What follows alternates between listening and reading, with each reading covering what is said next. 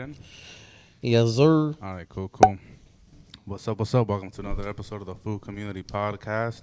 I am your host, Rich Homie Juan, as usual. Got the boy with me, LA Icon. What up? What up? Today we got a real special guest in the building, living legend, inspiration to Raza, no cap, Rob the Original. What's good? What's good, man? Thank you. Appreciate How was- you coming through? How is traffic coming over here? It was good. Traffic wasn't bad. When I got here to downtown, though, I was like, damn, I didn't know you were in the Skid Row community, bro. We want to see if you guys are real fools. Yeah, it was wild. I was like looking for parking. I was like, man, who do I ask for directions here? They would have gave them to you. They're nice guys. Yeah. Yeah. I just haven't been. He's all like, yeah. No, That was amazing. He looked at me like, "Are you sure, I G?" had to tuck in my chain, bro. I was like, oh shit, let me tuck in my chain real quick. Deeple's coming. Damn, you did tuck in your chainway. That's crazy. Yeah. And you want to know what? I ain't trying to get robbed out here, bro. When you got here, was the whole setup still up or no? Kind of, not really. Because no, you walked in at the end of the transaction for the chain. Right. So basically, the homie's a jeweler. He's still here. Shout out to For His Glory. He's been in the building, chilling with us. We interviewed him right now.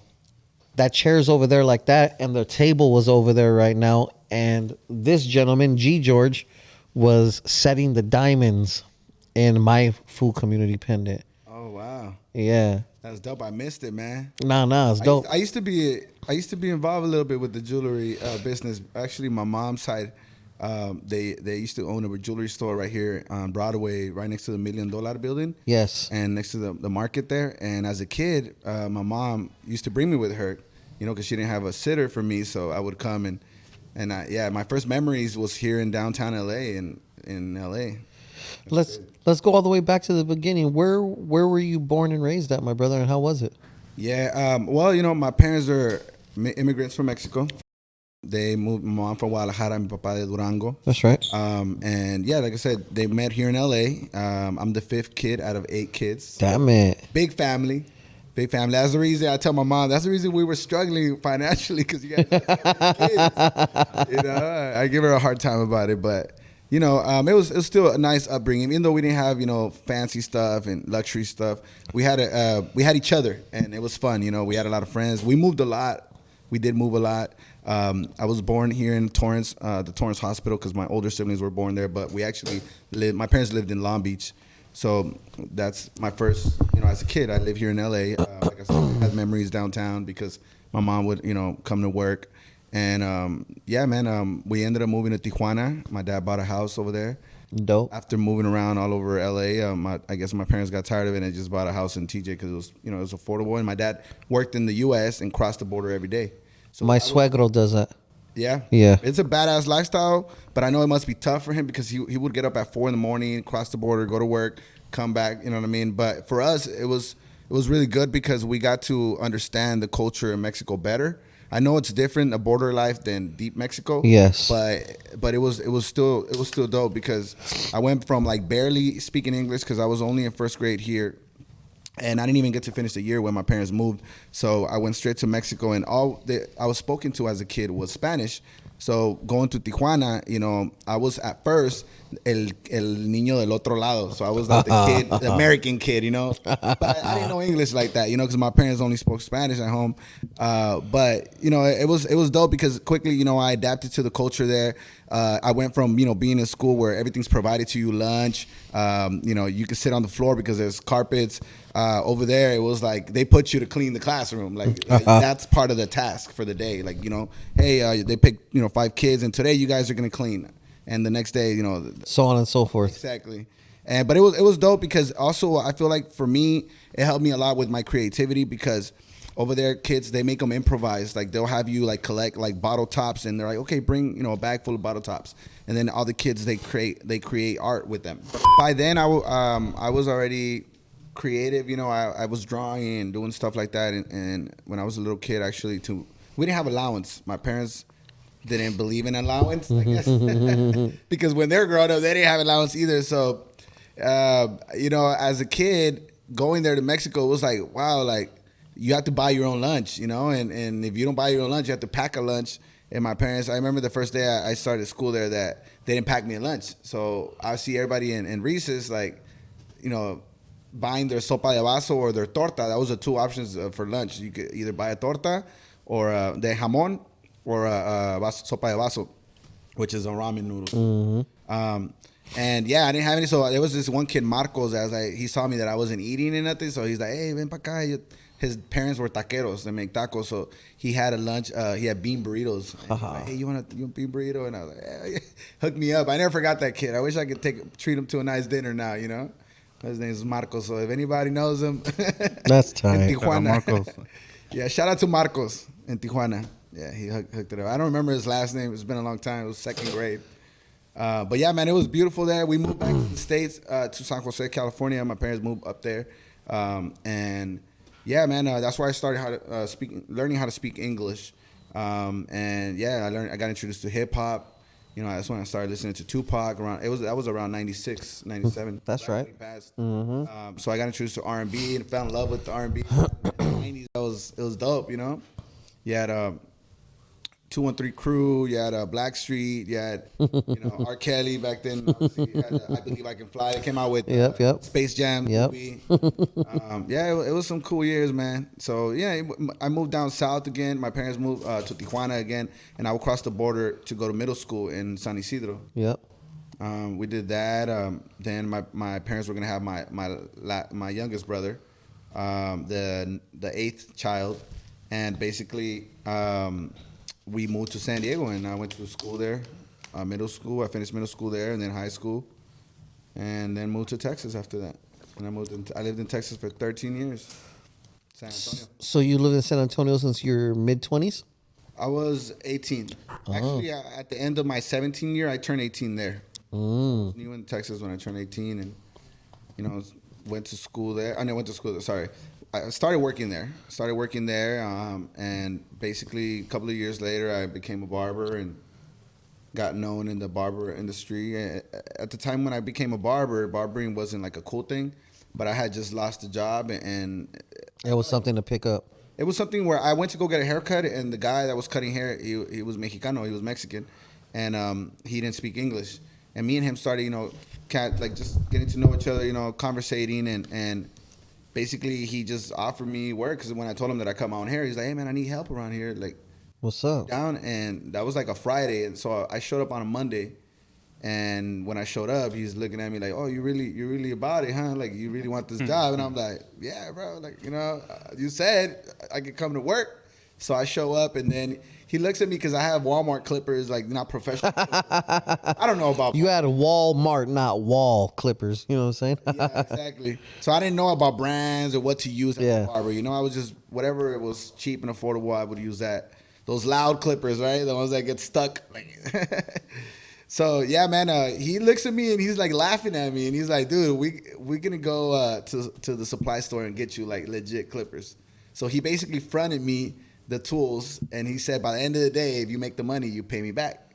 So we did. He got me the whole kit, the trimmers, the clippers, and he told me, you're going to give me 50% of whatever you're making. So at first, back in that was in 2006, and this is in San Antonio, so the culture there, like, there was a lot of old school cats that were still going into barbershops. Most youngsters that will get fades will go to salons, beauty salons. I don't know if you guys remember that era. Yes. We were getting our fades by ladies. Yes. Right? Facts. Yeah, that's the way it Facts. was back then.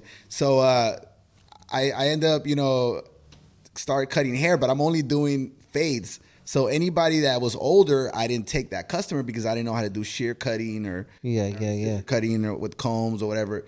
So I did at the beginning. I was like, you know what? I'm losing money. Like, I need to learn. I need to pick up. So these guys were like, hey, we're not going to teach you, but you watch us and you learn. That was their strategy of like, you got to learn just by watching. So I did. I started paying attention to the way they cut hair, and then I started doing it. And next thing you know, 2 weeks later, I was already doing regular haircuts, scissor cutting, doing tapers. And then that's when the taper haircut came in as popular, and also designs. 2 months in, there's this young kid comes in at the end of the day, and he's asking me for a design on his haircut. So then I'm like, what's a design? And then he's like, yeah, some lines and stuff. And he was asking for like a little part or whatever. So I ended up doing like a little swirl design. And he loved it so much that he sent me some more kids, or other kids saw him and they ended up showing up and they're like, hey man, like, can I get a design too? And that's kind of how I started doing designs. And now I was in the brown side of town. So the east side was black side of town. So everybody, all the Mexicans would go to the east side to get their designs or like whatever hairstyles they weren't able to get in the south side, which is the brown side.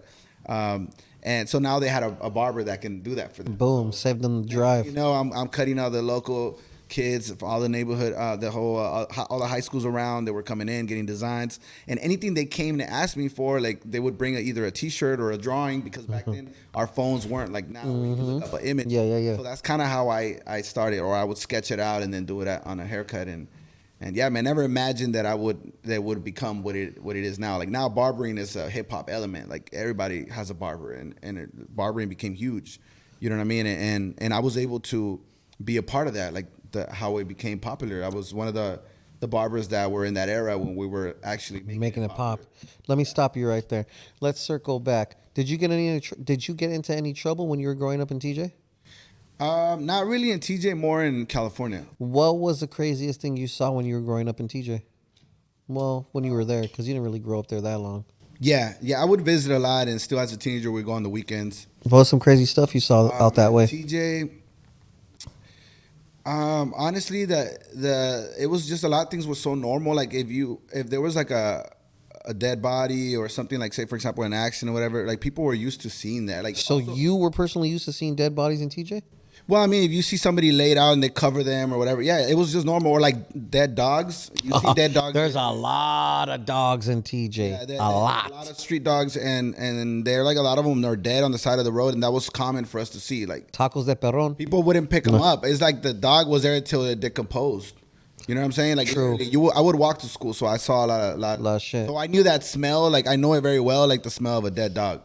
And yeah, so we saw that also too, like magazines over there. They would show all the decapitations and all the sick ass fools, the gruesome deaths. Yes, they had magazines that they show that. And I remember, you go walking in whatever in the store, the magazines there, and the front cover there'd be like heads and stuff. Like, yeah, that was normal in Mexico, bro.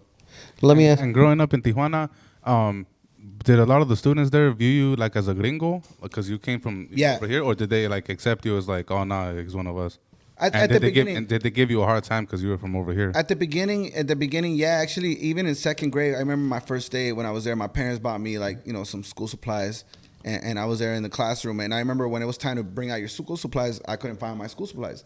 So it turns out that another kid in the classroom stole my supplies, got into my backpack, took my stuff. Scandalous. Bro, scandalous. Like, I was like, what the hell? Like, I'm over here crying, bawling, because I knew I was going to be in trouble. My dad was really strict. So I was like, man, I'm not going to be able to do my work. I don't have supplies, but yeah, man. But quickly I became friends with everybody, man. And it was kind of cool because it was almost like you're in jail. Like you're walking around with this kid. Marco's the one that started introducing me to people. The one that gave me shared the burritos with me.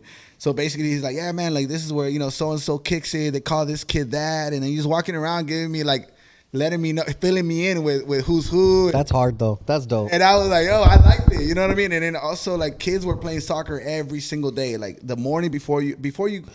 Yeah, before it starts, nutrition, after. Yeah, that's how it was. So it became culture. So I started playing soccer and I fell in love with the sport. I loved it. It was like an everyday thing. And yeah, man, it was really cool, man. I loved it. I love Tijuana, man. Like a lot of people are like, oh, it's so ugly, isn't that? Yeah, but I just love the history that I had, the memories that I built. A lot of the people that I built memories there are no longer here. So I ¿cómo se dice? Cherish. You cherish them. Yeah, those moments. Yeah, forever. You know what I mean? Like it's. Yeah, I love Tijuana, man. And what? Go there. And my dad was buried there in TJ. So rest in peace to your dad. Thank you. What age were you in San Jose? I turned 10 there. So I moved. So you're still a baby. Yeah, I was still pretty young. Yeah, but I put me in ESL classes and I started learning more about the American culture and speaking English and all of that. So once I came back to live in Tijuana, we were going to school in San Isidro. My English was getting better. That's right. Yeah, and by then I already listened to rap, hip hop. Yeah, you had already said that. Yeah. My question to you is, when did you find that art was your thing? Because I'm assuming you had to have been able to draw prior to the designs and shit that you're doing in Texas. Definitely. Yeah, actually, as when I was a little kid here, we were still living in L.A. Yes. I would draw. My mom, whenever she would be working at the jewelry store on Broadway Street, she would put me in the back room, kind of like give me like crayons and like newspaper. Yeah. Stay Yes. busy over there while I let me work. Exactly. So I started doing my first sketches there, and I have uncles that tell me now stories where like they would walk in and see like me drawing, and they're like, "Man, this little kid is so little, 3 years old, and it's already drawing like characters, like you know what I mean." And that's hard. That's the first memories as making drawings. I would draw like the Muppet Babies, the Chippendales. I would draw like how kids draw Dragon Ball Z shit now. We were drawing that type of shit back then. I can't draw for shit, for the record. I started drawing like Jokers, trucks. I like the Cholo culture as well too, because my oldest sister was at the time she was already a teen, so she started dressing with like the Cortezes, and that's right. She was the Raider jackets and stuff like that. So I would already draw those little crosses that had the little step. Remember those? Yes. The S. The famous S. The lines. Yeah, the lines. I would draw that. I would draw monster trucks. Yeah, man, I was already like drawing. So when I moved to TJ, I was already an artist. Yes. So I started drawing there, and I always was recognized in class for being the artist of the class. That's pretty dope. Since I can remember, I tell people when they ask me, how long have you been drawing? I tell them, I've been drawing since before I can read and write. That's awesome. Facts are facts. Yeah, man. And thank God, man, I was able to make a living from that, because it's hard as an artist. I know a lot of artists that are super talented, but they still can't figure out how to make a living from that. What was the breakthrough point for you where you were able to quit what you were doing to pursue art full time? Because now the kids are all coming from all the kids from the south side are coming to you for the designs that they could get in the east side, but now you're there available to them. Right. So what happens from that point now that you're knocking down the designs? Did you travel as a barber first and do the whole barber tour shit? Because I know that's like a thing. Yeah, no, well, actually, I became really popular in the neighborhood, but social media, when I started, focusing into putting content on social media, I started quickly getting recognized on social media. Back then, I feel like it was more easy to blow up because... if you're the first, you're the first. There was already people jumping into social media. I mean, I don't know. I don't know if it's easier now or then, but back then, I feel like it was more organic. Like, people, like, if you had 10,000 followers, like, all 10,000 could see your post. Now they no, it's not the same. Yeah, not the same. Now they limit it, and now they have the boost button or promo and stuff. But back then it was more like whatever I was releasing, it was going viral. Like I started doing the portraits. So the portraits on hair was really what I got recognized for, because it was different, And the portraits started because I was doing designs on hair, on the haircuts, but I wanted to kind of like set a bar higher because a lot of local barbers started doing the same thing I was doing. Yes. So I saw it as almost like, okay, well, I gotta do something new, and I feel like that's something that's helped my entire career, is that I keep reinventing myself, and that is the reason now I do art with so many different mediums. It started with one medium, and then I added another medium. I was like, okay, I want to be recognized as an artist, not just a barber. Although I love barbering, and I'm really grateful with barbering because it brought me back into art. Mm-hmm. But I wanted to be known as an artist. So even whenever I came up with the name Rob the Original, they used to call me Rob the Barber, and I didn't like it because they were labeling me a barber. You know what I'm saying? Yeah, you're more than that. And I wanted to show the world that I was an artist. So I thought about the name Rob the Original, and it fit well because I was doing. I was really the only one. I was creating my own lane in the barber world, so I was basically pretty original. Now I do get inspired. I've always been inspired, but now I get more inspired by other artists as well. So I try mediums that are not my mediums that somebody else already did, but I try them new, and I try to give them the credit. You know what I mean? A lot of them might get offended and be like, "Oh, this fool stepping into my medium," and they're like block me and stuff like that. It's happened before, but I'm like, nah, man. Like I'm not gonna stay doing just that. Like you know what I mean? There's people that do, for example, art with for example, the shattered glass art that I did. I seen that from another guy, you know what I mean, that he's from like Europe. And the guy, like I started following him, and I'm like, hey man, this is cool. Like I want to try it out. So I did it, and my mind blew up and went super viral, right? So I think you guys shared it as well too, the Tupac one I did. And basically the guy blocked me, bro. I'm like, oh, of course they're hating. What was the first? What was your first viral by today's standards moment? Was it the salt? Like, what was the first one? Haircuts. Yeah. So the haircuts were the first ones.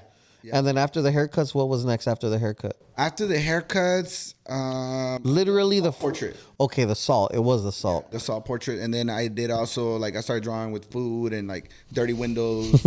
I was just like trying to like brainstorm what other items I could use to draw with that are not normal to draw with, because that's what helps me go viral. You know? It's like drawing with things. I can do a mural that's a painting and traditional, and I know the hard work behind that.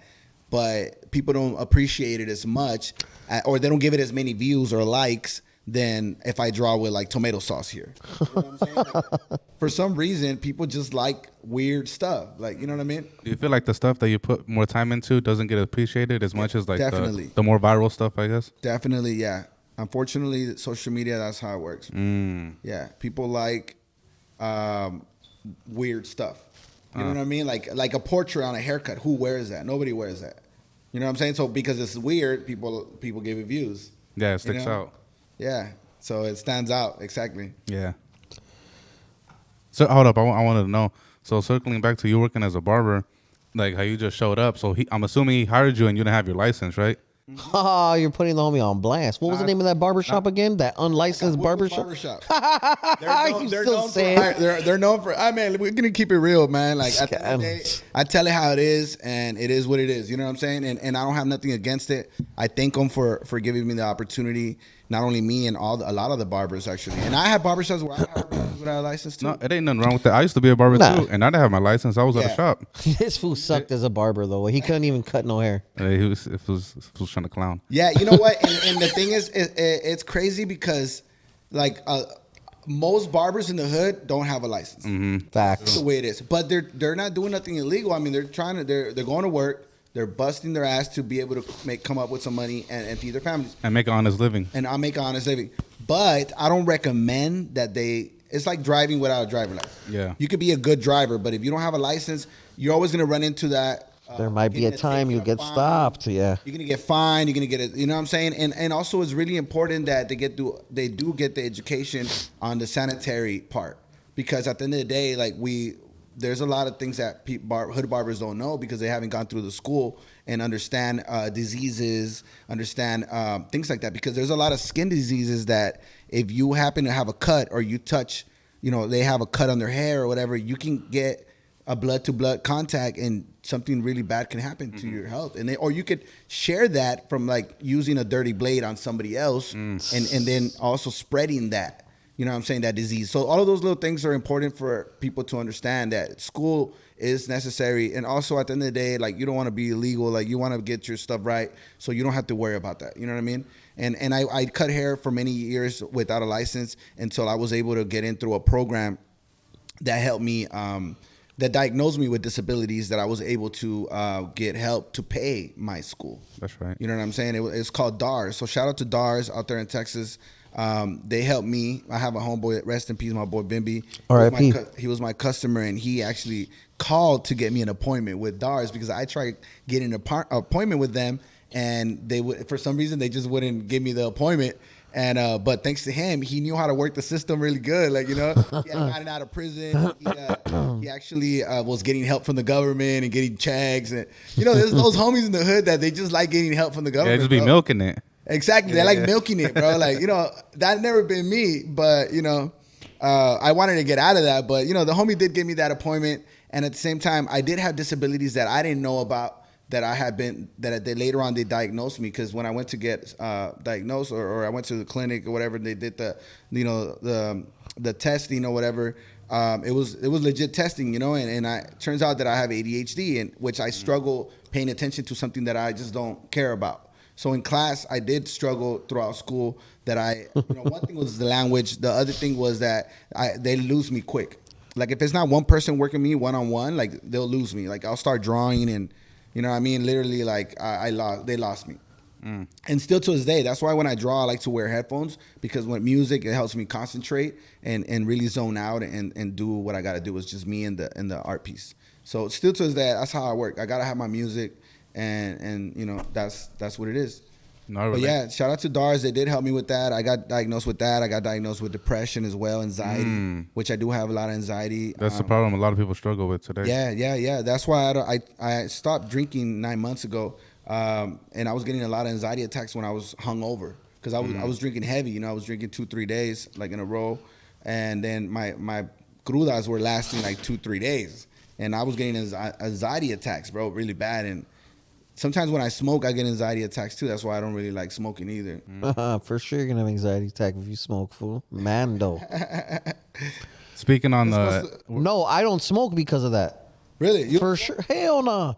I used to be a big old stoner, and then I don't know what changed in me. I stopped smoking for a little while, then I smoked, and then it gave you anxiety. Yeah, horrible. And I used to take dabs and all kinds of shit. I used to be able to really, really smoke. Me too. When I was young, I smoked for a lot of years of my life, man. It's not worth it to me no more. I'd rather just chill. Yeah, me too. I just like to each their own.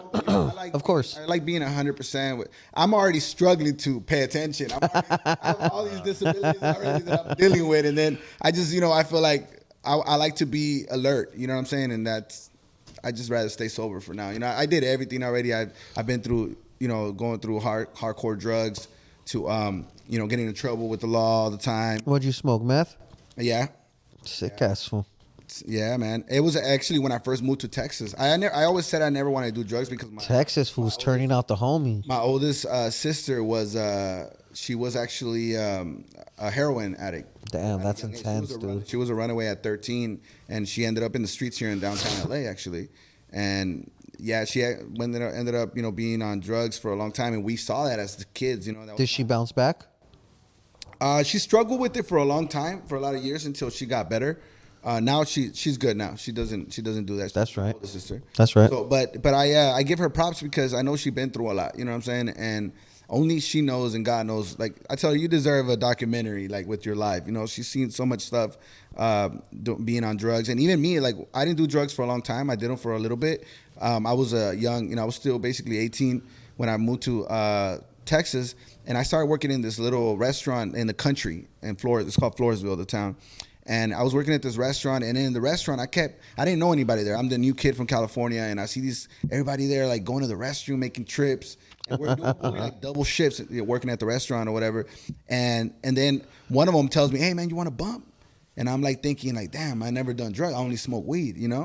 I'm like thinking like, "Nah, man, I don't." And I'm like, I'm trying to make friends. So me being young and naive, I'm like, I'll take a bump. So they set me up in the restroom, right? They're like, "All right, we got you set up. You have a in the restaurant, whatever, right?" So I go in, and when I see it, it's like this little crystally little line, like really, really tiny, small. But I was thinking it's gonna be clean, right? Turns out I don't know what the I'm putting in up my nose, and it turns out to be crystal.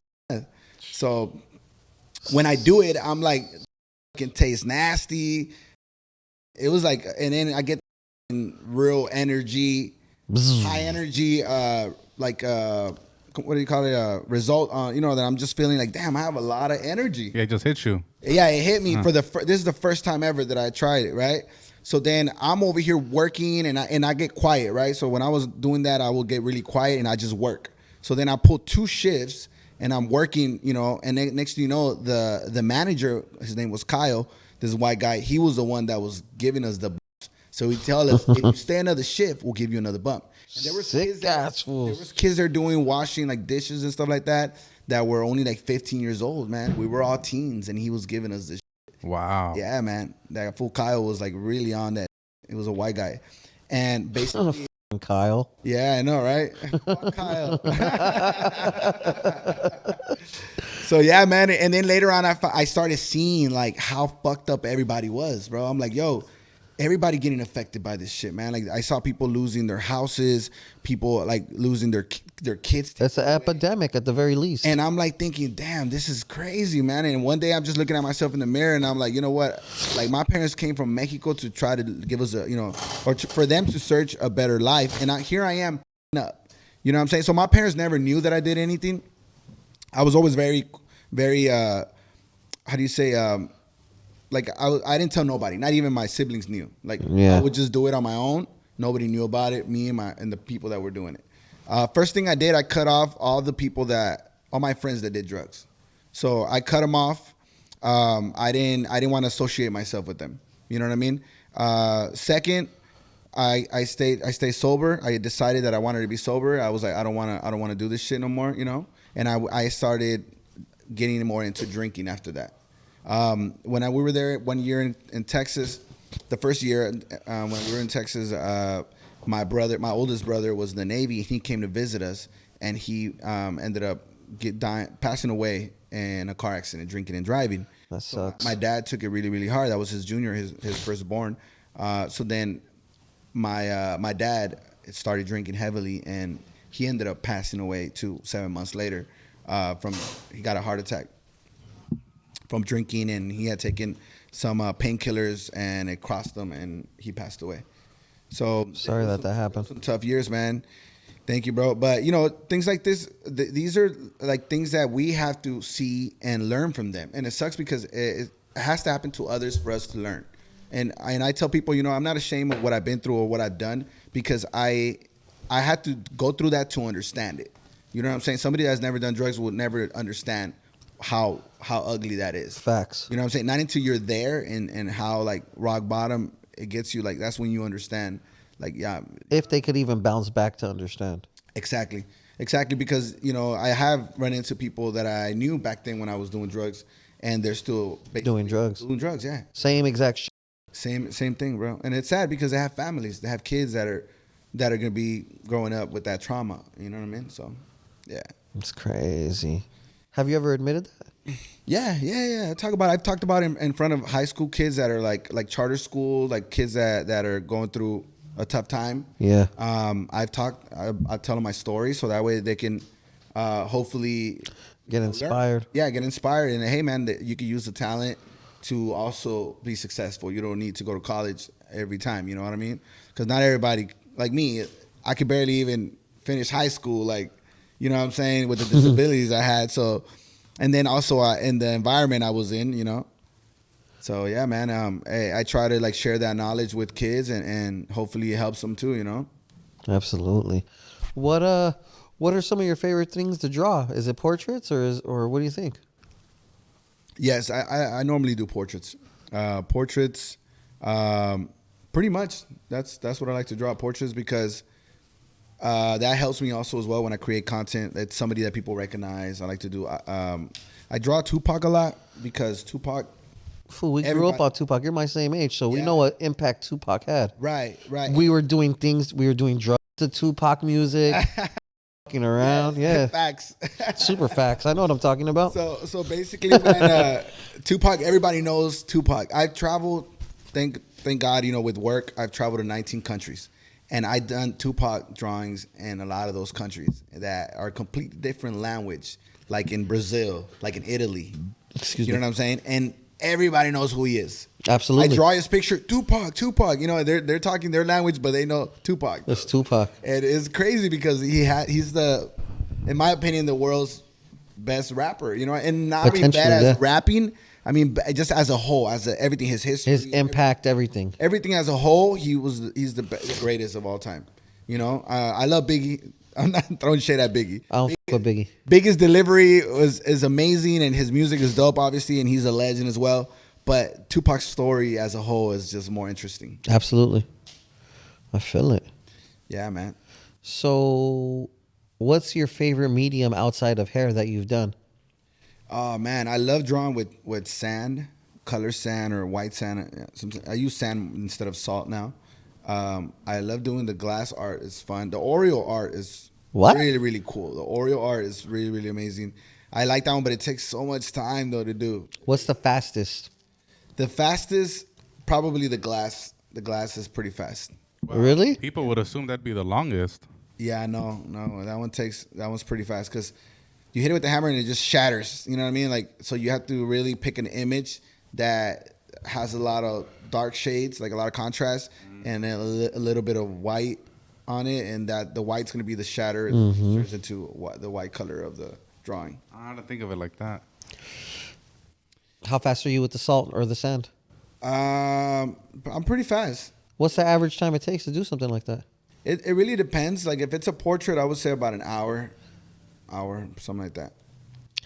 What if we did a food community face reveal of this food, but not in person, just in sand or salt? Oh man, I'll be down to do something like that. I'll be down. Not today, but I'll be down to do it. Come back and do it. He saw where this shit was going, G. Hey, I try to reveal this food to you guys in the best way I could without burning Also, them. nobody knows how he looks. Just us. Okay. Like later, I'll take a picture right now. I'm just kidding. Keep it, but if you post it, we will strike you. Nah, so that's dope. What is the strangest medium you've used? Strangest? I don't know, man. Well, you guys tell me. I'm asking you. What was it the strangest for you? What was the most outlandish shit you think you've done? Man, I don't know, man. I've used so many different mediums. I've done like avocado art. I've drawn with avocado, with salsa, like tapatio sauce. That's hard. What else have I done? Clothing. I use clothing and do a portrait out of that. Oregano. Oregano. Yeah. Oregano, is that how you say it? I don't know how to say it. You know what I meant. Oregano. Or whatever. I drew with oregano before to make it look like weed, but that's what I was gonna say. Yeah. But I'd rather do it with weed. But weed is so sticky, like the weed nowadays. The consistency is a little too crazy. Yes. Hard to do the crumbs and stuff. But I did a portrait of there's a Mexican singer from Tercer Elemento. Yes. Chris. I drew Chris when he was like when Tercer Elemento was like new and they were like really hyped. I drew a portrait of him with oregano, yeah. That's dope. I think I did a Cheech and Chong one, too. That was probably classical. Yeah. Who's the biggest person that's commissioned you to do art? I would say probably Canelo. I'm actually in 2 days I have to do another art piece for him for another business he's gonna open. But I did his gym. The one on the wall, huh? Yeah, I did one. One in San Diego? Yeah, in San Diego. Yeah. Yeah, thanks to Neto, which Neto's his cousin. Yes. And I met Neto through my compadre that owns Mamá por Dios in Culichi Town. And mi compadre Misael. So Misael's your actual family member. Yeah, Misael, yeah. That's crazy. He baptized my daughter. I met him. He hired me. He commissioned me to do some art as well. So that during the pandemic. Yeah. So we became good friends, and my wife became good friends with his wife as well, my comadre now. And so they asked us, they're like, and you guys grew a relationship. We want to be your daughter's padrinos, and I'm like, all right, let's do it. Not a bad choice. Yeah, they're good people, man. They're really, really cool. So we're family. That's love. I didn't know that. Is that like a known fact? Everyone knows this shit? Yeah, I feel like people that follow me probably know because they'll see me hang out with them all the time, and I say mi compadre. You know, it's not. I don't know no secret or nothing. No, yeah. Yeah. I just want to know, because, Tijuana gets a bad rep because, it's dangerous. But since you live there, is it actually like that? I feel like now as an adult, it would be a lot harder for me to live there because I'm sure, there'd be like people could target me more. When I was a kid, I wasn't targeted. I was a kid, I was a local. So I never saw the danger as a kid. But maybe now things could be obviously more dangerous. Have you ever got into have the cops ever try to pull you over and get money out of you? Oh yeah, definitely. Yeah. Oh yeah, that happens in Tijuana and everywhere else. Over what? What excuse did they give you that they pulled you over? They didn't give me an excuse. I was bald headed and I had earrings and pareces cholo, I'm gonna pull you over. That's enough, huh? Yeah, that's enough, dog. They definitely if you're dressed somewhat. Like urban, you're from over here, yeah. Yeah, they'll pull you over right away. If you have placas de Estados Unidos, if your for sure. plates are from the U.S., you get pulled over. Yeah, man. So when I go to Tijuana, normally I go straight to my destination and that's it. I have primos too that work there. They're officers as well, so they take care of me when I'm there. That's right. Yeah, or they know everything well, so it's better to be with somebody that knows. Of course, right? You're in a whole nother world, man. Countries. Oh, no, for sure. I've been to. I was in Brazil one time, doing a seminar out there for barbering, and there was a hood barber there that became famous, and he invited me over to his barbershop, and his barbershop was in a poor neighborhood, right? So we went and once we did the collab or whatever, he was gonna go drop me off to the hotel, and we get pulled over by soldados, but out there in Brazil, Oh. And I'm like, oh shit, like what the hell's gonna happen? We're in fucking third world country and shit. So when we get pulled over, there's this other guy that's Puerto Rican, another homie that's a barber from New York, and he's there. And the dude's like complaining, why they pull us over? I'm like, bro, be quiet, dog. You can't act like that here, bro. You're in a whole nother country. There ain't no 911 right here, bro. You know what I'm saying? Like, you're in another country. So, yeah, so they have us get off or whatever, and the dude's like asking, like, why are you, he's like throwing, like kind of just, throwing cuss words out there. And I'm like, bro, you need to chill. These guys get off with AKs, bro, and they're pointing at us. Like, get off. They walk to the car. We get out, and I'll get out. Obviously, I know the routine, hands where you can see them. You know what I'm saying? And I tell the homie, do the same, bro. And he's like, oh, no, I got to grab this in the car. And I'm like, no, don't do that, motherfucker. They're going to blast you, bro. And I don't want to see you die in front of me. But, yeah, once they get us all lined up against the wall, whatever, then the other guy, the barber that was there, starts telling them that, hey, we're barbers, this and that. So then he tells them what I do. And so we show him on social media, right, like what we do. We're like, hey, man, we're not out here doing nothing illegal or whatever. We're just doing a collaboration video for social media. And once we show them what I do, like they're like so impressed that they put their guns down and they start talking to me for a while and they let us go. That card always works. When why you do this, you do that, and like they get impressed enough to where they like you, Yeah. Well, you're a star. Yeah. So thank you, bro. So yeah, man, we got out of that situation, but I was like, what? I was shitting bricks, bro. I was like, hell no. Oh, bet.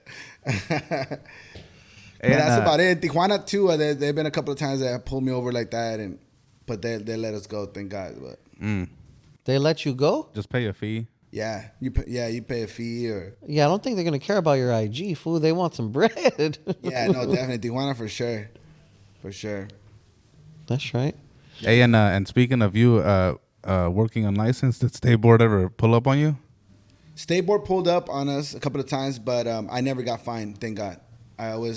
We always knew how to play it off to where like, hey man, this is my first day type thing. Like I'm gonna get my license in the mail. I haven't gotten it yet, but type thing, you know what I'm saying? And they believed it? They believed it, yeah. They couldn't say nothing. I mean, as long as you don't give them the number or nothing or your name. That shit probably won't work now, right? It's a routine right now. I don't even know how it works now. I sold my barbershop. I'm not in the barber. I'm in the barber industry, but I don't own anything in the barber industry no more.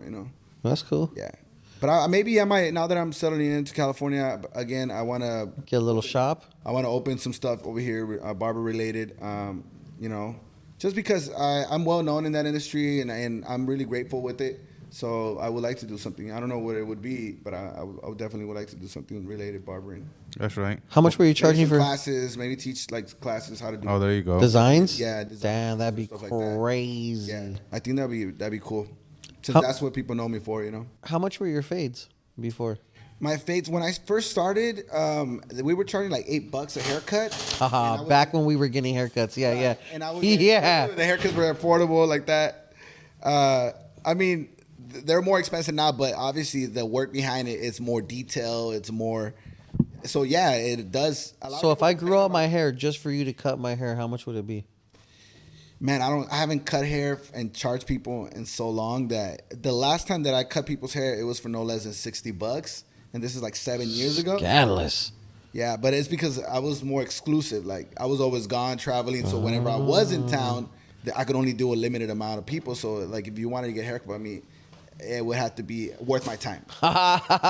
You know what I mean? I went through the cheap haircuts. That's right. I worked for many years for charging cheap. You know what I mean? And $8 remember $8 a haircut? I remember $4 here in San Diego when I grew. Hey, you're not lying. But how old were you? You must have been freshly 18 or something. I was younger than 18 for sure. I was like 15, 16. Exactly. Like $5 haircuts. I remember that, fool. And my dad. I've been shaving my head, but my dad would take us to Tijuana to get our haircuts for 20 pesos, which back then that was $2. Yes, it was. Yeah, 20 pesos, bro. That's crazy. There was a guy right there in front of Gigante. There was a store called Gigante, and there was a guy that would cut luchadores' hair. Like when they would do the lucha libre, they would go over there because over there they fight for the hair sometimes, and they ball you in the ring. So the guy that was doing that, we would go to his barbershop. That's tight. He was an old school cat.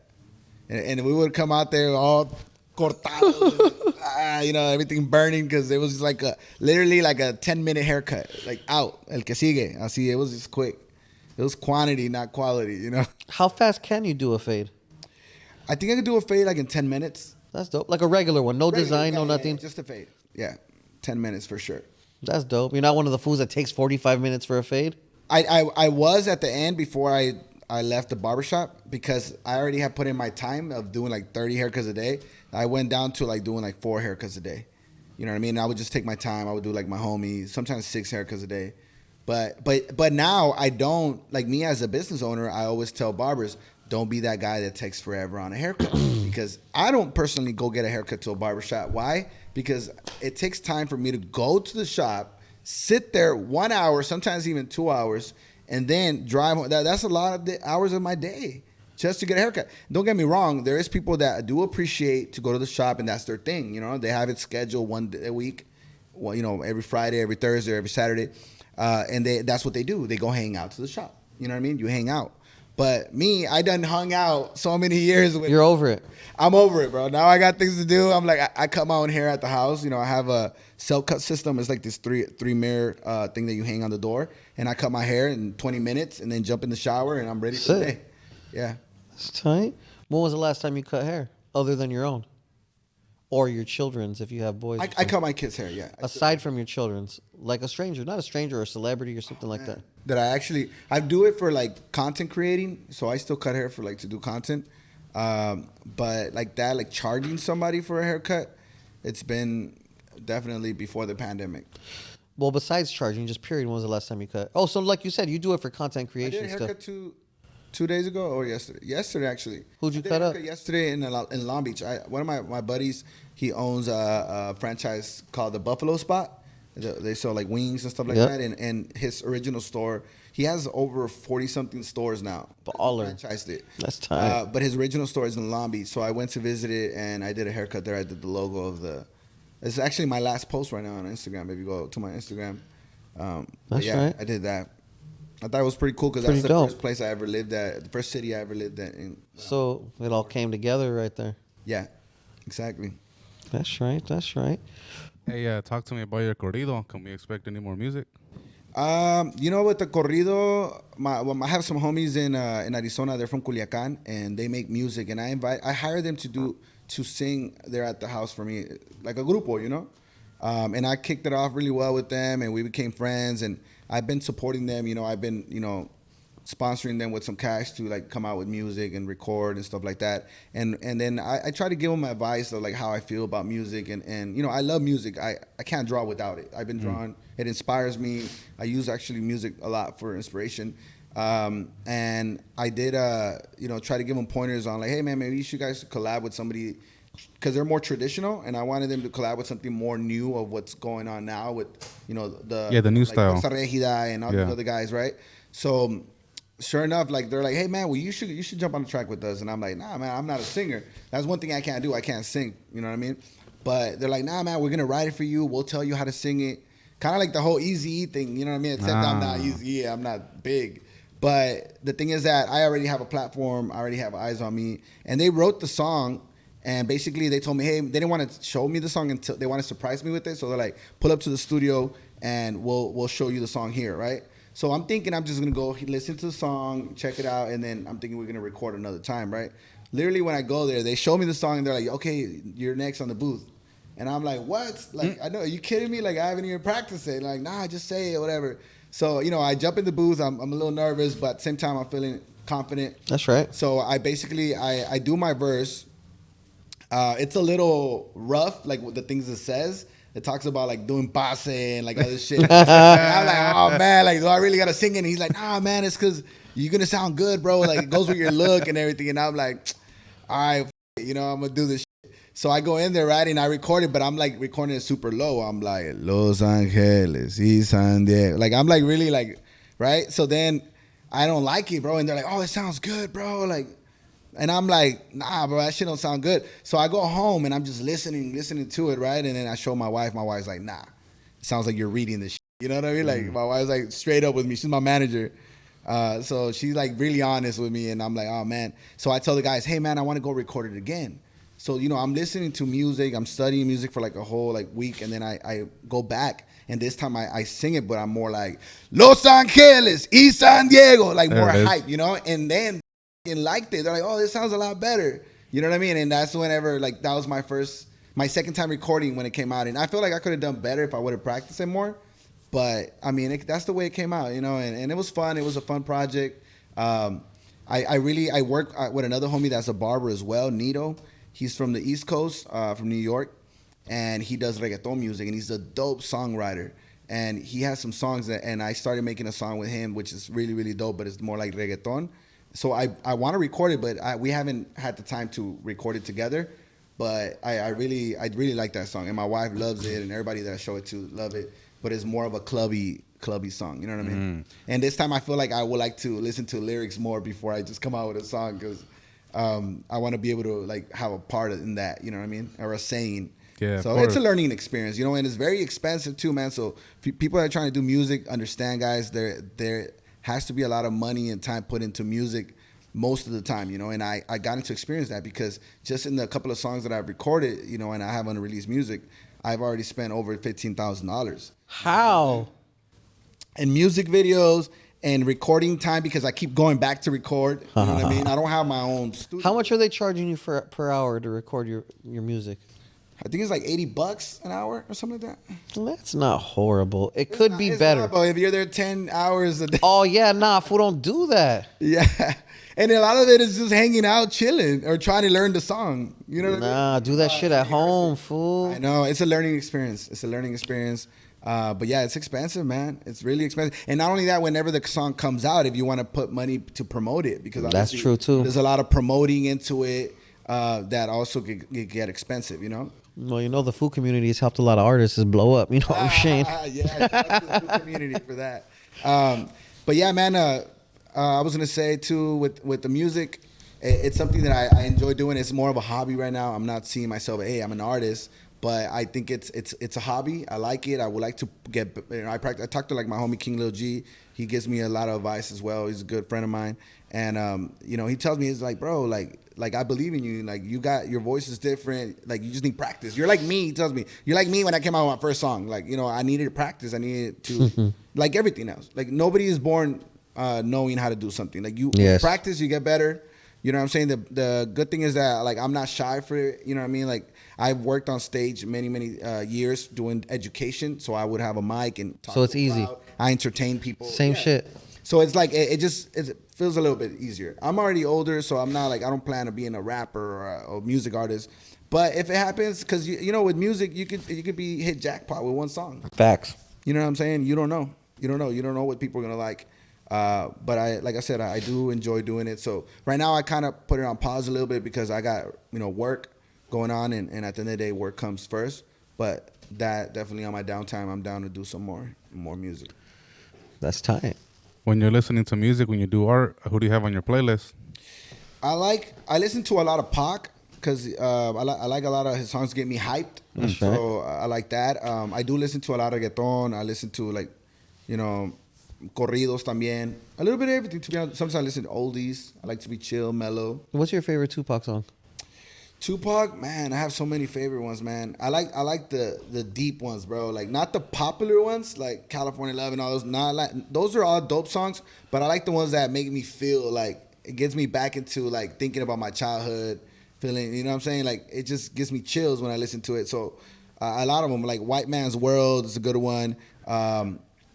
Straight Ballin', you know what I mean? Like Unconditional Love. That's tight. Yeah, a lot of Crazy, you know what I mean? Crazy. Yeah, time goes by. But yeah, that one, bro, that was dope. There's a lot of them, bro. Like I play a whole playlist. I have a whole playlist of Pac. You like the song It Ain't Easy? It ain't easy being me. Will I see the penitentiary? Yeah. Or will I stay free? That's one of my favorite songs. I like Tupac. I don't think I have a Tupac song that I don't like. Facts. I can listen to all his albums and I fuck with it. How familiar are you with a Latino rap, like Californians that rap? You know what? When I was a teenager, I started getting into a lot like Spanish rap. That's right. So like what, Aquid or some shit? Conejo. No, I didn't. Conejo? Aquid, I got into it a little bit. I liked a couple of the songs, but I feel like when I moved to Texas, I started to kind of just listen to more rap. Over there, a lot of people didn't listen to Chicano rap. So it was more like I started over here, I would listen to Diablo, Conejo, Little Rob, Mr. Little One, Mr. Shadow, all those rappers, you know. So who are your top 5 Latin rappers of all time? Top 5 of all time. Oh, man. No order. I don't care what order. Yeah. Oh, man, that's a tough one, man. I definitely, Little Rob, Conejo, Diablo, for sure. Who else? King Little G, for sure. Who's another one? I don't know, man. I don't know who else I can say that I listen to a lot of their music. I think those are probably the most that I top 4. Yeah, that I listen to the most. That I can listen to multiple songs of theirs. And what about there's I like also Mr. Sancho.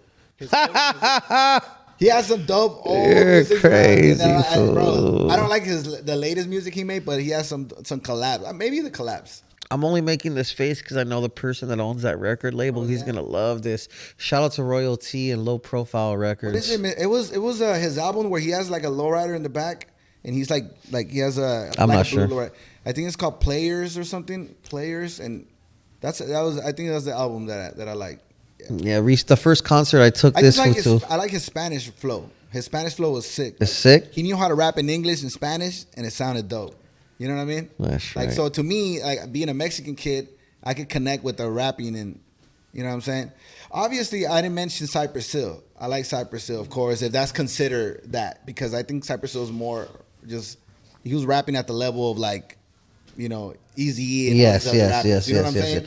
I see what you're saying. Considered Chicano rap. I don't know. I don't think they consider themselves Chicano. I think they consider themselves just like hip hop. Right. That's what it. Yeah. But definitely them. I like also Molotov. These are like Mexican. Molotov. Remember that Molotov? Yeah. We had Molotov. We had also from the Mexican. There's a lot of Mexican rappers now that are sick. I don't know if those categorize with that either. So I was gonna say, talk to me about the newer homies that are rapping. Cafe Clan. Okay. I like MX. Yeah, that's different. Yeah, that's different, right? For sure, that'd be categorized different. Spanish rap. Yeah, There's so much talent, man. There's so much talent.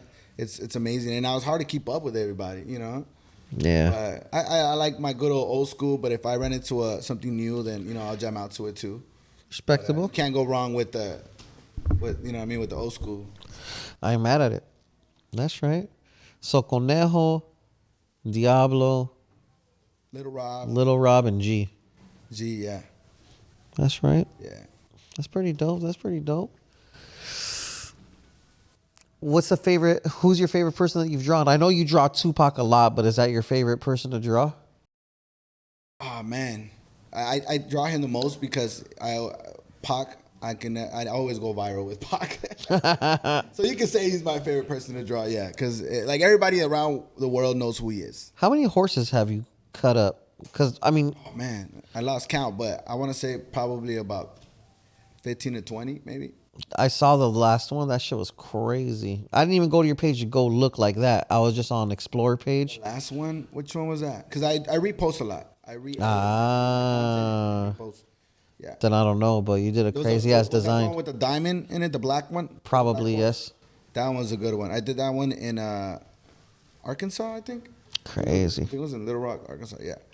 I was out there doing a tour with Pepe, and somebody just randomly said, hey, man, I want you to come to my rancho, and I'll pay you and do a design on my horse. And it's one of the few that have hired me away from working with Pepe Aguilar.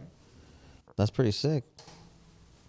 Yeah, that was a good one. Even Pepe, when he saw it, he was like, damn, I kind of got a little jealous, man. That's not my horse, you know. It's not for him. But since I did so good on it, it's just that the horse was a beautiful horse, and I spent a lot of hours doing it. So I don't know. Art's crazy. It's like everything, right? Like sometimes you just do kill it, and other times it's all right. And I feel it. Mm-hmm. So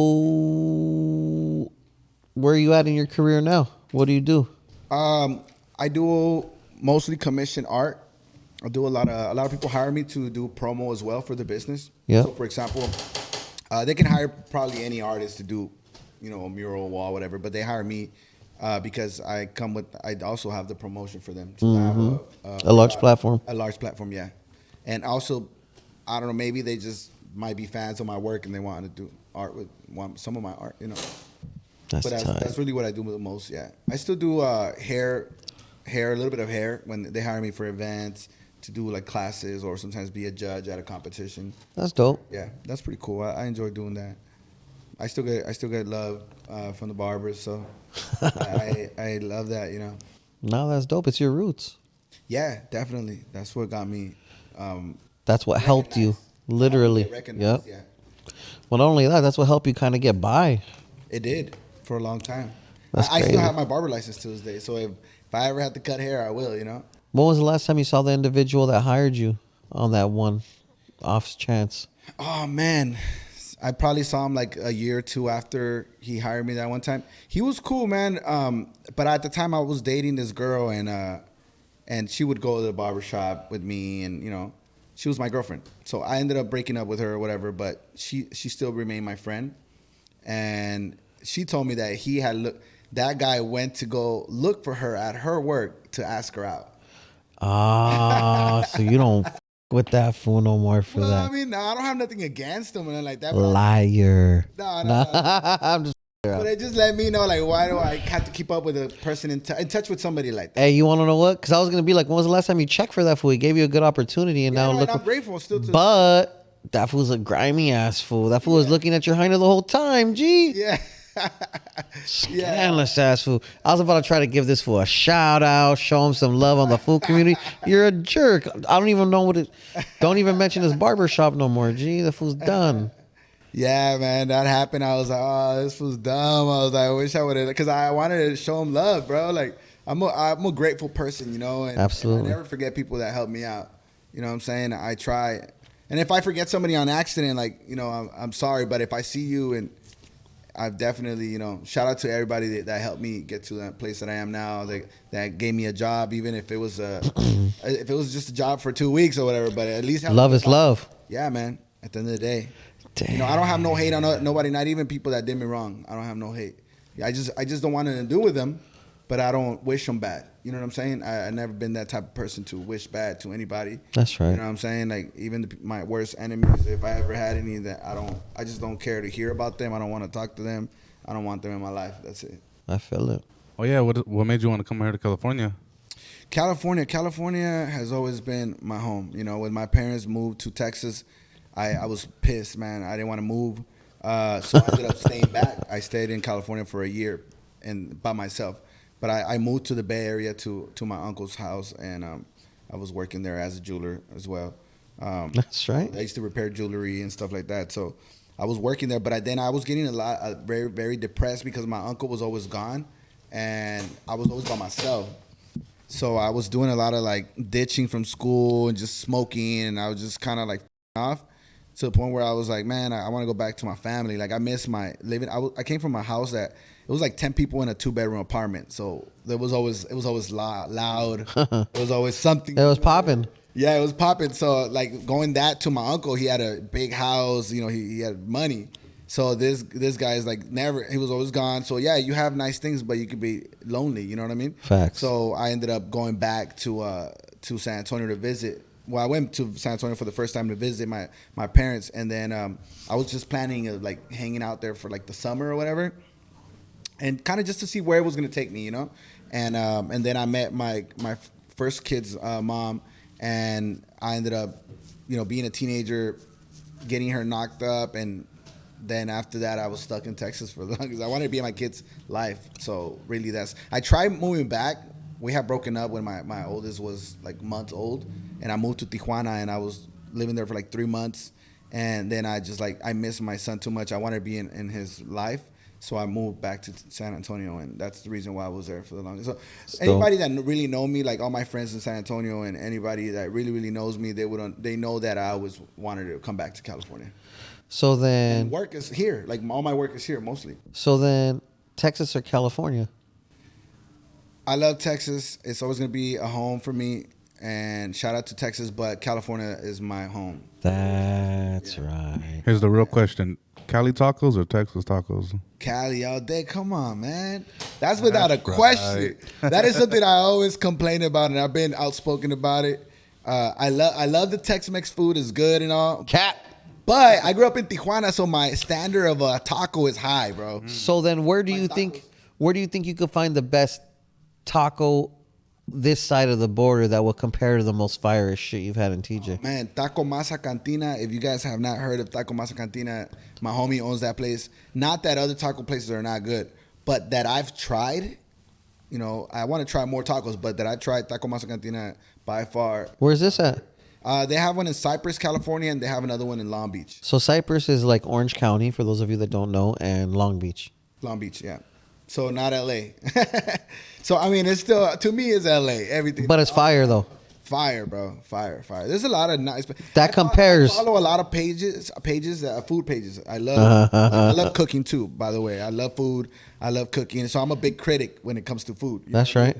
Like I said, I've traveled a lot. I've ate food everywhere. But I could not find a taco that topped my Tijuana tacos. You know what I mean? And where was the spot at that you gave your tacos in TJ? Tijuana, it was in my colonia, La Colonia Obrera. There was this little taco stand, and the tacos there were just bomb. Man. Too crazy? Too good. But then the same guy's not there no more. You know what I mean? 30 years later, and like, no. Shit changes. Yeah. Shit changes, yeah. So yeah, man, I tried other tacos here that are really good. Angel's Tacos. Have you guys heard? They're popular, right? Yeah, I tried their tacos. Are really good. Anybody else, man, send some tacos my way. Have you? What do you think about King Taco? I've had King Taco. It's kind of like fast food, right? Like fast food tacos. Nah. Yeah, it's considered. I feel like como un fast food taco place. Why, fool? You don't like King Taco? No, I'm not saying that I don't like it, but the mama pop shops are better. Their red sauce might be the best red sauce. I had King Taco the other day, late at night. They were open late. Which one did you go to? Oh, man, it was near downtown, so I don't know which one was it. I don't think it was whatever. Yeah, it was. I don't. To be honest with you, I don't know exact location, but we went there and I ate them and they were good. But it's not like the world's best taco. I'll tell you that. They can't compare. I'm not hating. Tacos Gavilan. Gavilan. Have I ever tried those? I don't know if I've tried those, but if I have not, then I need to try them. What about marisco spots? You like mariscos? Yeah, definitely. Mariscos Jalisco? I haven't tried them. But I have some friends in Riverside. Send them back to Texas. They have La Cruda mariscos. They're pretty La Cruda, good. all right. I know La Rosca got with Chuy Patavionica. He sent me mariscos. They're really good. Obviously, what else? What other marisco places out here that I could think of? I don't know. I'm having a. I don't want to say. I'll tell you off air. There's a spot next to your new house. You think King Taco are the best tacos in? No, absolutely not. No, I don't. I saw your face. You got offended. No, it's just because people say that shit's too trash, and it's not that trash. But then again, you're a Mexican American, right? Fool, I go to Mexico more often than a lot of people. Yeah, maybe not more than you. In a house where your mom is authentic Mexican. The standard. Authentic Mexican? Authentic Mexican. Gotcha. That means like full breed. Like you mean culture, first? everything. You mean first generation? First generation. That's my other way of saying it. But yeah, basically when you grow up with a mom that cooks, brown on brown. I have a big family, right?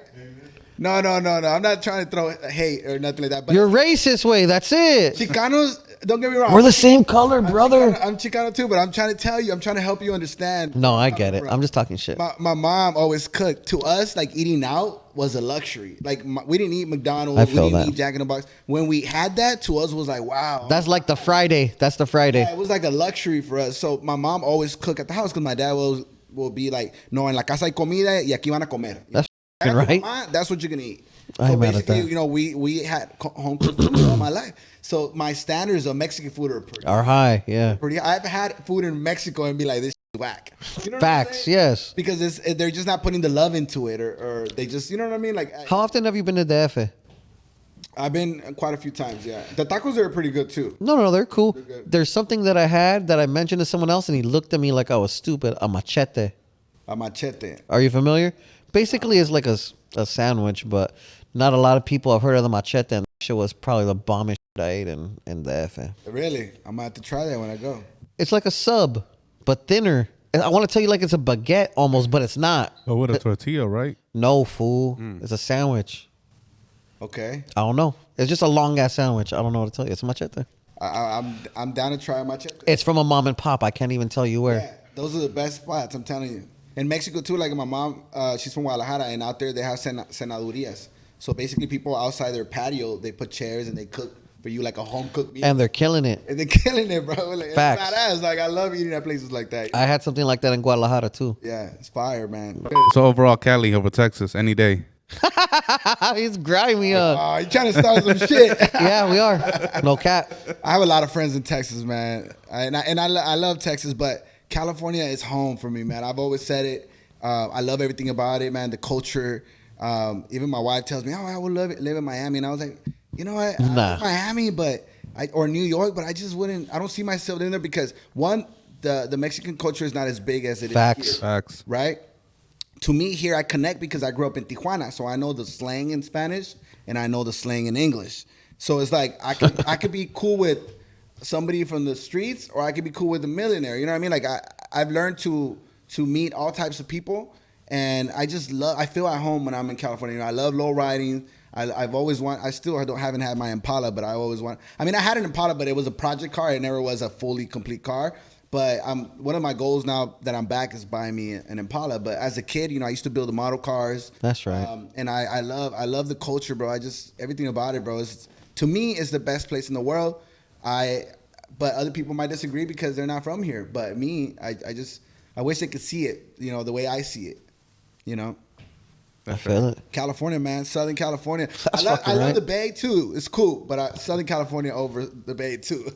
Oh, you better start a war. I can't say that here because then they'll say I'm biased. Nah, I like the Bay, though. I like the scenery. Like, when I went to sixth grade camp, I was in sixth grade when I was living in San Jose. And we went to sixth grade camp. And the scenery is beautiful, man. It felt like camp. You went to a forest, big trees. It was nice, man. And I like that people... Their swag over there reminding me of, like, Texas reminding me of the Bay. Makes sense. A lot of people do that. A lot of people were saying, you know, the N-word. A lot of people were dressing hip-hop-ish. And down in the South, they weren't really dressing like that, you know? So when I lived in the Bay, I stood out like a sore thumb because they're like, oh, you look like a Southerner or whatever. But it was just the way that I dressed because everybody dressed like that in the South, you know what I mean? But yeah, man, I love the Bay. The Bay is awesome, bro. I got much love for all California, you know. But yeah, to me, home is Southern California, for sure. In Tijuana, and yeah, I love TJ too. By the way, if you guys can tell, It's tight over there. It's amazing. yeah, cool. I love it. Have you bought your own property over there yet? You know what? My parents or my dad, you know, he had a property there, and my mom, once he passed away, my mom gave it to one of my dad's Siblings. Yeah. So we go visit. It's kind of like our property. But Yeah, I feel it. It is, but it ain't. They told me, hey, whenever you want it, we can sell it back to you. But honestly, like, if I buy property, I do want to buy property there, but it would probably be closer to a beach because I want to be near, like, A little bit south of Rosarito, fool. It's popping right now with the new developments. Like, relax, and I enjoy the coast. You know what I mean? I love the beach. I will say though, the Pacific coast is super cold. So Facts. I don't know if I get in the water, but I went to Puerto Peñasco, which is in Rocky Point. Nice, huh? And they have, like, their water is so warm and it's so. Is nice. it warm? It is. No. I promise you, bro. I was just there a couple weeks ago, and it was nice, bro. I was like, man, I might even buy a pad out here. Where did you fly into? Flight from Tijuana. Okay, exactly. It's a 45-minute flight, and you fly to Rocky Point, yeah, to Puerto Peñasco. And that's it. That's it. You could go spend a couple days or come back to Tijuana, across the border. That's one of the only places I haven't visited. What is the drive like? 5-hour drive, 6-hour drive, huh? Yeah, because if that's how long it is from here to Phoenix. So I was living in Chandler, which is, you know, next to Phoenix. I'm familiar. And then it's 3 hours from Chandler to Puerto Peñasco, and I know it's like close to Mexicali and all that, right? Yes. Yeah, but That's the spot on low key. it's pretty nice, bro. I liked it there. It was nice. That's right. Well, shit. Is there anything you want to leave the people with before we clock out? Is there any advice you would give to young aspiring artists? Yeah, no, definitely. Social media, guys, create content. Honestly, social media like changed my life. I'm able to, but use it correctly though. Use it for work, guys. Don't dump your emotions too much on social media because people don't care. You know what I'm saying? And that's something that talk to my siblings about, because I have a younger brother that has gone through, moments, bad moments but they want to vent in social media, and people just laugh at you. They don't care about your feelings at the end of the day. You know what I mean? You're just entertaining them. So social media, utilize it, correctly to make it a business. You know what I mean? I do post a lot of my personal stuff, like family time and that's different and stuff like that. We're talking about the negative shit. But I'm not gonna go in there and tell you like, hey, I'm going through these problems at home or whatever. Like that type of stuff you keep at home. You know what I mean? Facts. At the end of the day, nobody cares, and you're just entertaining people. So, but social media, man, like it helped me like really, really like to the point where like I can, because of the numbers that I have, I'm able to charge more and give my family a better living. So all I do right now is, create content to be able to grow my numbers. I don't care about fame, man. Honestly, I've gotten the taste of fame, and I'd rather be the successful guy that's behind the scenes, like a corporation owner, CEO, whatever, than to be the guy that's in the limelight. The only reason why I do promote myself on social media and I want to grow my numbers is because I know that it brings me income. More bread. So the value goes up. But at the end of the day, like I don't want to be famous. Famous is not what everybody makes it to be. You know what I'm saying? So would be dangerous. What advice would you give the guy that doesn't want to show his face? Because sometimes he thinks about it. I think that he's dope for doing that. I think that sick ass fool, huh? He could. It's like the characters that wear masks. They can go out and be themselves. Nobody bothers them. And then at the same time, they come to work and he's popular, but nobody knows how he looks. So that's genius. You know what I mean? Like why not? You know what I'm saying? Like, that's pretty cool. Not that I don't mind people like showing props and everything. That's beautiful. I love that. No, it's love. I love when people run into me and, hey man, I love what you're doing, and give me props. But what I'm trying to say is like, I'm not like, oh, I want to be famous. I did when I started with social media say that I wanted to leave my mark in this world before I go. Facts. Because obviously, around me, everybody that was dying, people were forgotten. You know what I mean? People eventually stop going to your grave. People eventually stop talking about you. The years, life goes on, like Tupac said. And if you make your mark in this world, like at the end of the day, legends never die. Facts. So I want to be remembered, and I feel like I already did that. You know what I'm saying? With the barber industry, I feel like people are going to remember me. Maybe one day it'll fade off, but most barbers in the world, I'm sure they've heard of me. And to me, that means like a lot. You know what I mean? So, but at the end of the day, right now what I want to be, man, I want to be an entrepreneur. I want to, invest in businesses. I am getting into the food industry right now. And I'm trying to. Misael's the plug. Yeah, I have a lot of friends that own restaurant businesses, and I'm like inspired by them, to be honest with you, because they're doing well, and they're obviously hard workers, and they're doing well because they work really hard. That's right. And that's one thing that I have is my work ethic has helped me also to get to the place that I am. Obviously, I mean, it takes work to get somewhere, Yes. Nothing's for free. And don't expect handouts, guys. Get it on your own. It doesn't taste better than getting it on your own, man. Facts. A lot of people feel like you owe them something, like you're supposed to help them. Like, no, when somebody helps you, it's badass. You know what I mean? Technically, but they don't have to. You know what I'm saying? And I like helping people. You know what I mean? I've gotten people tell me like, oh, why you always help people even if they do you wrong. That's just the way that I'm wired. I can't stop helping people. I'm sure you're helping people that have earned it, though. Yeah, that too. Like, it's one thing to get a handout, to expect handouts from nothing. It's another thing to reach a certain status after working for so long and then, getting thrown a bone. You know what I mean? It's a little different. Definitely. I like people that are doing good. When I see them, it's like I want to connect them with this other person. Boom, boom. And that's how it works. And like my homie that owns the Buffalo spot, he was telling me that. He's like, I was on a podcast with him a couple of days ago, and he told me, he's like, bro, like your marketing is a badass because your people skills, like you just know how to talk to people, and you connect everybody, and like, you know what I mean? Like I try to help other people. I feel like some people get almost offended too, like influencers and stuff, when you reach out to them like, hey man, like I got a buddy that has a business, wants to like, I would like to have you, I want to introduce you to him. And some of them, they just kind of leave you on scene, or like they just feel like you're coming. I don't know. It's weird. It seems kind of strange. I like talking. You know what I'm saying? Like we're moving and shaking. Like I feel it. If I could sell oranges in the streets, and I'll be hustling them quick. You know what I'm saying? And I don't mind doing that. Even when I was a kid, my mom had, she used to sling like elotes out of the trunk, and I would go with her, and my siblings would be like, oh man, I vergüenza. I'm embarrassed to do that, and I'd be like, hell no, I like the hustle. You know what I mean? It was fun. I love talking to people. I like knocking on doors. We would go to the military apartments and we would knock on doors and we would sell elotes or mangos on a stick. That's we right. Would sell those because they would sell the elotes 10 elotes for $1. And we would sell a $1 each elote, so we were making $10. We're stretching that dollar, into $10. That's right. So that's basically the flip, and we did that. I sold cookies also, like knocking on doors. I worked in the fields in San Jose, in the Bay Area. I bought my first name brand shoes, some filas, working in the fields, man, with the Chavacano. Have you ever seen La Bamba movie at the beginning when they're like cutting the apricots and throwing the seed in a can and then laying it out on a table? That's what I did exactly. Yeah, it was crazy. That's intense. Yeah, man. I bought my first name brand shoes. That's why I buy myself whatever I want now because I work for it. It's mine. And I never had nothing. Maybe I'll stop buying myself expensive shit because you have it and then it's like, okay, you had it already, whatever. You know what I mean?